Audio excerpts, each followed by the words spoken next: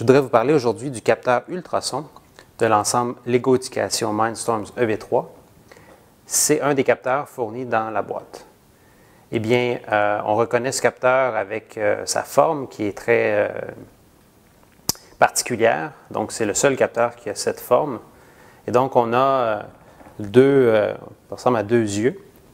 Et il y a un de ces deux ouvertures qui est un émetteur d'ultrasons, alors que l'autre est un récepteur d'ultrasons. Et lorsque ces ondes sonores que l'on n'entendra pas, parce que nos oreilles sont insensibles aux ultrasons, lorsque les ultrasons voyageront dans l'air et toucheront un objet, eh bien, il y a une partie de ce signal qui va revenir au récepteur et la brique EV3 va pouvoir estimer, ou du moins calculer avec une bonne précision, la distance de cet objet. Alors, bien sûr, il faut s'assurer que le capteur est bien connecté et que le capteur est connecté dans un des ports d'entrée, puisque c'est un capteur. Et ensuite, il faut le programmer correctement.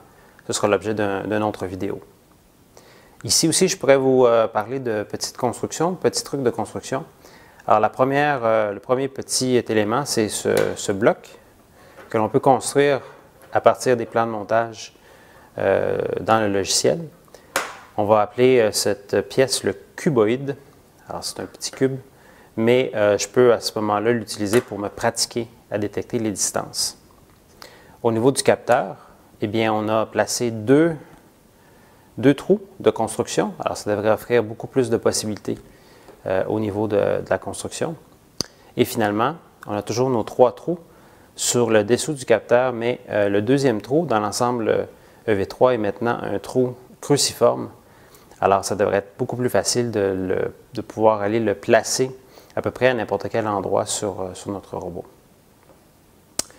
Alors voilà, c'était le capteur d'ultrasons qui nous permet de mesurer les distances entre le capteur et un objet. Alors, je vous invite dans une prochaine vidéo pour discuter du prochain capteur.